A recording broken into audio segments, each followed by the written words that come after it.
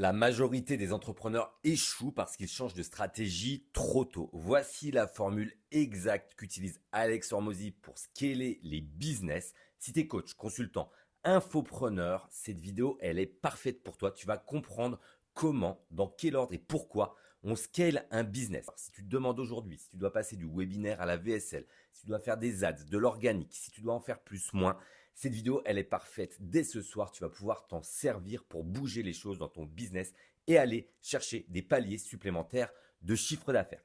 Qu'est-ce que dit Alex Hormozy? Alex Hormozy, il dit qu'il faut faire les choses dans cet ordre-là. Plus, mieux, nouveau. More, better, new. C'est ce qu'il dit au sein de son mastermind dans lequel je suis.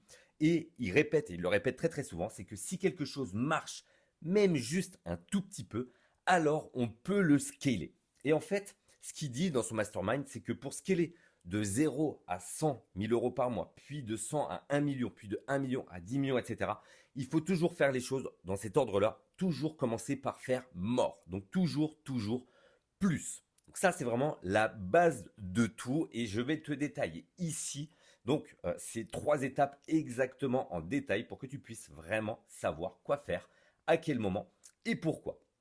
Première chose à comprendre, c'est que lorsque tu as donc ton activité et pour aller chercher donc des prospects puis des clients, tu as ce que j'appelle moi les 4 fantastiques. Tu as 4 façons d'aller chercher des prospects, des clients.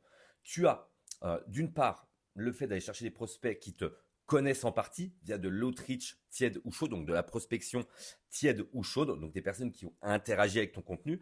Et tu as également le contenu organique en one-to-many, en gros, mettre du contenu devant les yeux des gens pour qu'ils viennent à toi. Tu as de l'autre côté le fait de faire de l'acquisition avec des personnes qui ne te connaissent pas, donc ce qu'on appelle le cold outreach, la prospection à froid. Et tu as également les ads. Les ads, tu vas aller toucher des personnes qui ne te connaissent normalement pas. Ça, c'est les 4 fantastiques et c'est les 4 façons d'aller chercher donc des prospects pour les faire devenir en clients. Pourquoi on utilise ces 4 fantastiques, ces 4 canaux d'acquisition pour attirer l'attention? C'est la question qu'on se pose. Comment je peux attirer des prospects dans mon business? En faisant l'une de ces 4 choses.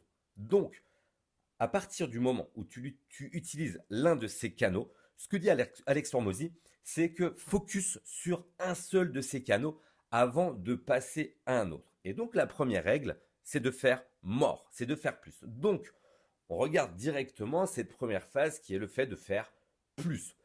Par plus, on entend quoi? On entend plus de volume. Et ça, c'est le levier, le premier levier qui est trop snobé, trop ignoré par les coachs en ligne et par les infopreneurs. En l'occurrence, quand on a quelque chose qui fonctionne même un tout petit peu, du moment où on arrive à générer un petit peu d'interaction, un petit peu de revenus, il faut capitaliser dessus et faire plus de volume avant de faire mieux et avant d'essayer quelque chose de nouveau.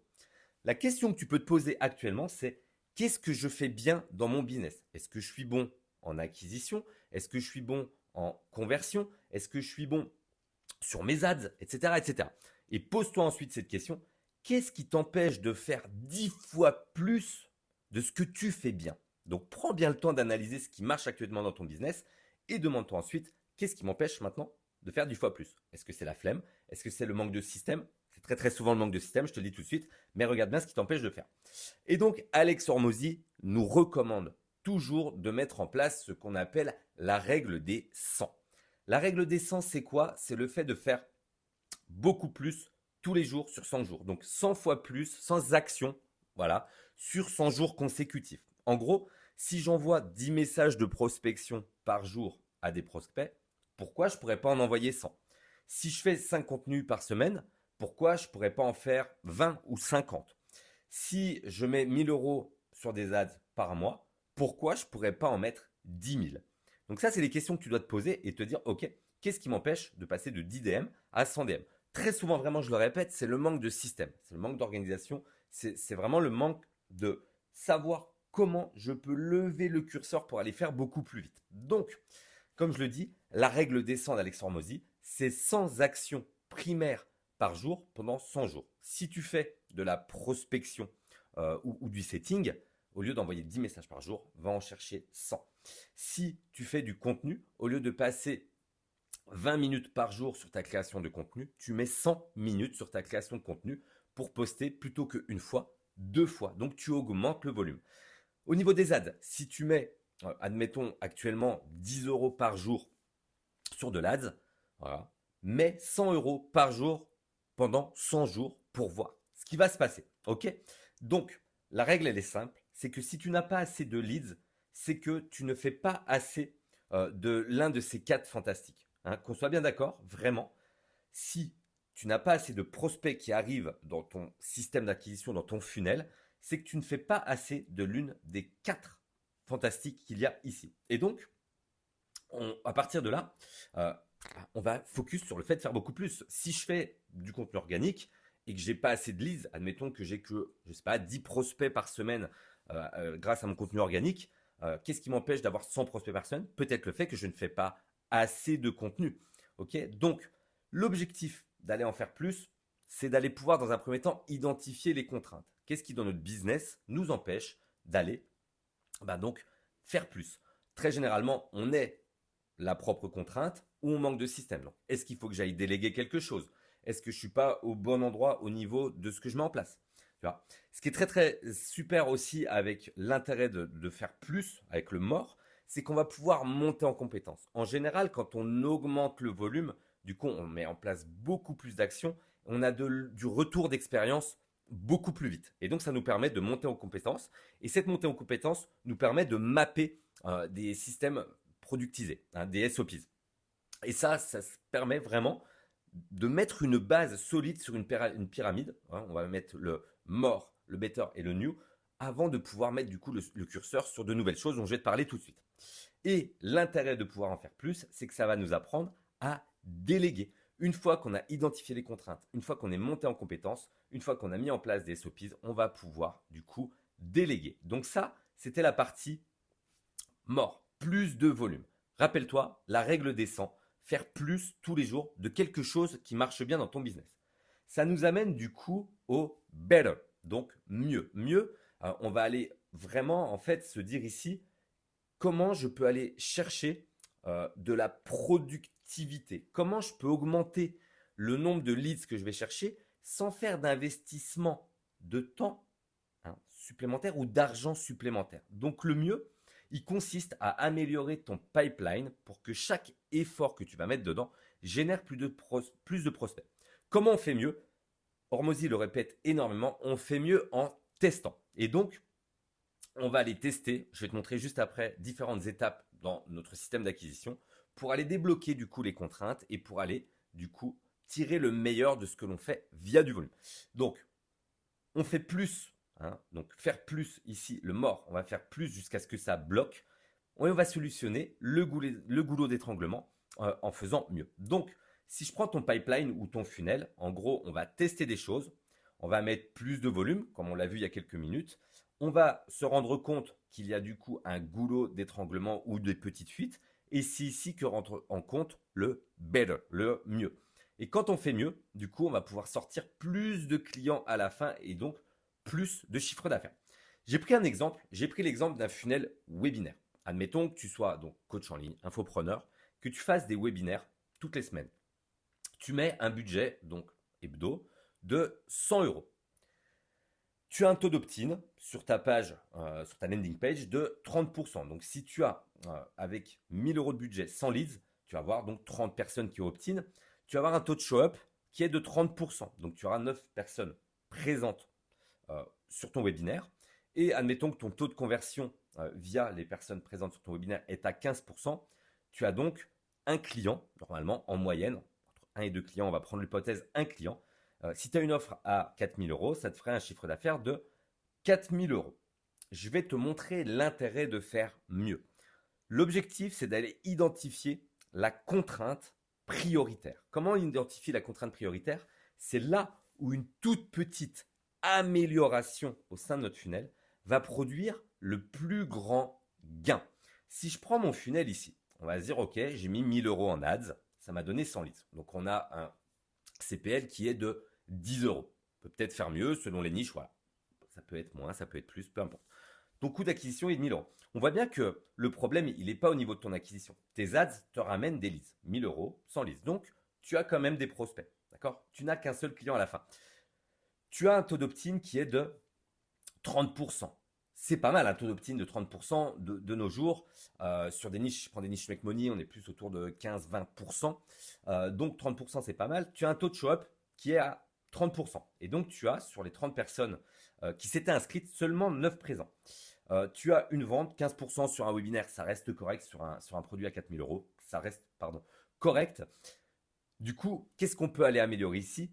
Sans doute le taux de show-up. Je t'ai pris un cas tout simple, mais juste en améliorant le taux de show-up et en le passant à 50%, donc en allant chercher 20% de taux de show-up en plus, on a 15 personnes présentes. Si on garde le même taux de conversion à 15%, ok, avec 15 présents, on va avoir du coup 2 clients. Et donc, c'est ici que le fait de faire mieux devient hyper intéressant parce que tu doubles ton chiffre d'affaires juste en améliorant ton taux de show-up. Comment tu peux améliorer ton taux de show-up? Ça, c'est des choses qui sont à voir, mais ça peut être via un meilleur setting, via une meilleure séquence mail, via la mise en place d'un setting IA. Ça peut être via plus de conversations sur WhatsApp, via un groupe WhatsApp. Enfin voilà, il y a plein de choses pour améliorer le taux de show-up. Et en gros, juste en amenant ce taux de show-up à 20% de plus, on va doubler notre chiffre d'affaires de 4000 à 8000 euros. Je ne sais pas si tu vois la différence que ça fait sur ton business, mais 4000 euros. Tu mets 1000 euros en pub. Il te reste 3000. Admettons que tu payes un média buyer. Il te reste 2000. Sur les 4000, tu payes la TVA, 800 euros. Tu as déjà 2800 euros qui partent. Il te reste 1200 euros pour soit réinvestir en ad, soit te payer ou payer tes autres charges.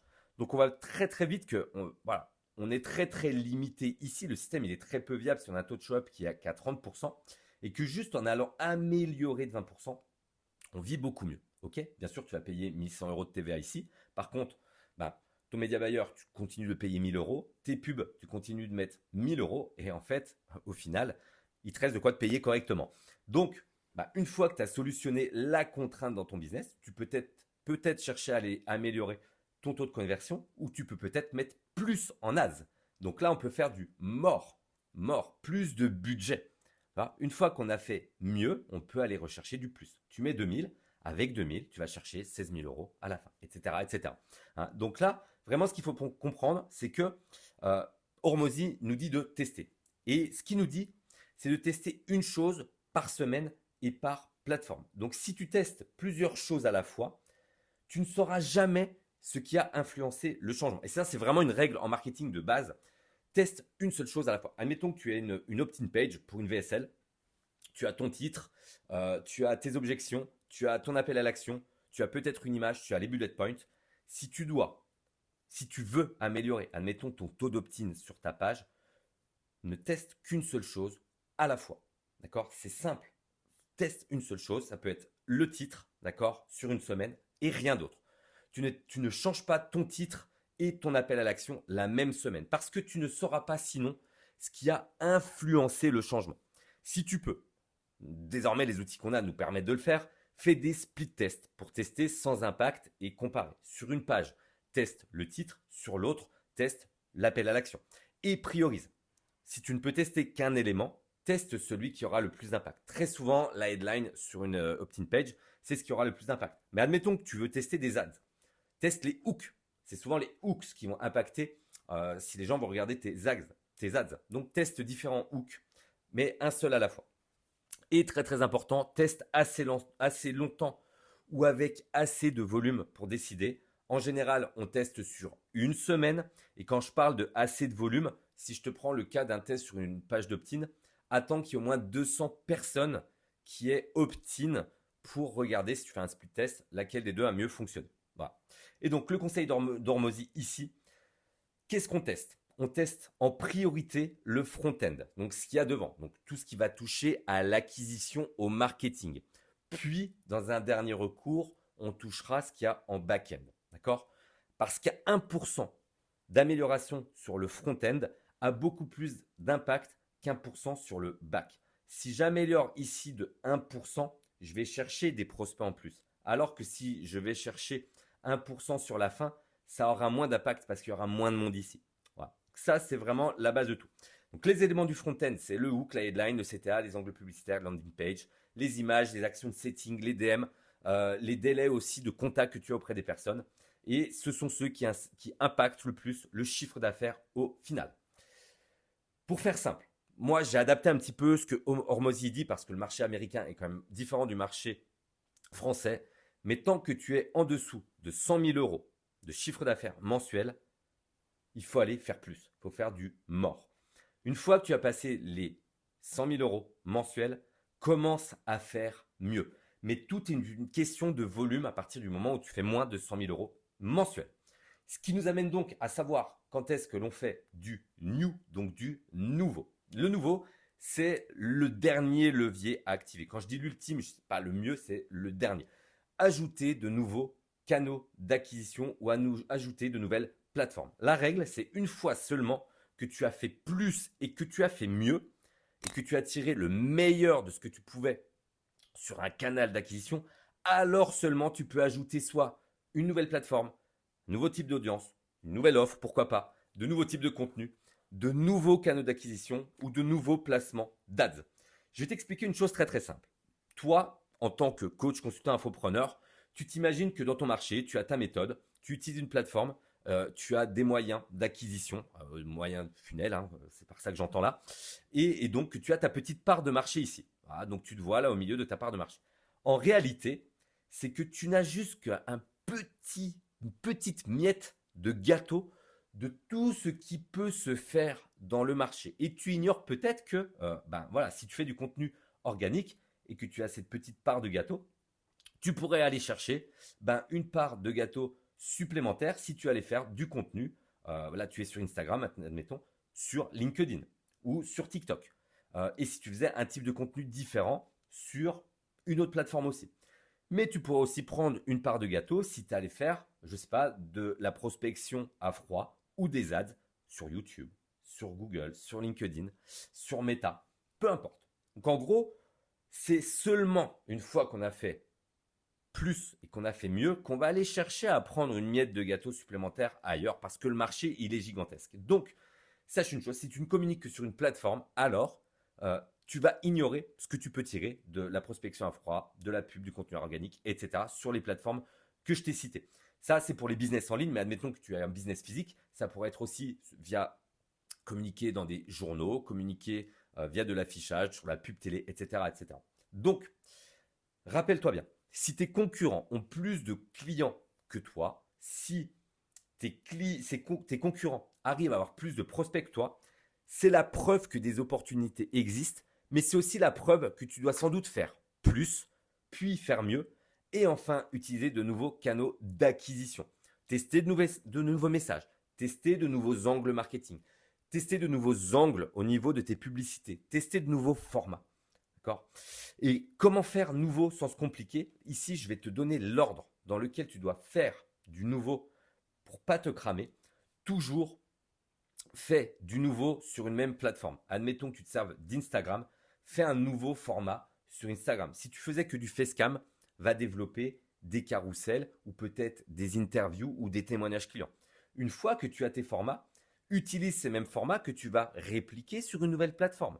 Ce que tu fais sur Instagram, peux-tu le dupliquer sur TikTok? Peux-tu le transposer en contenu sur LinkedIn? Et une fois que tu as capitalisé là-dessus, ensuite seulement, tu passeras de ce contenu organique aux ads ou à la prospection. Seulement à ce moment-là.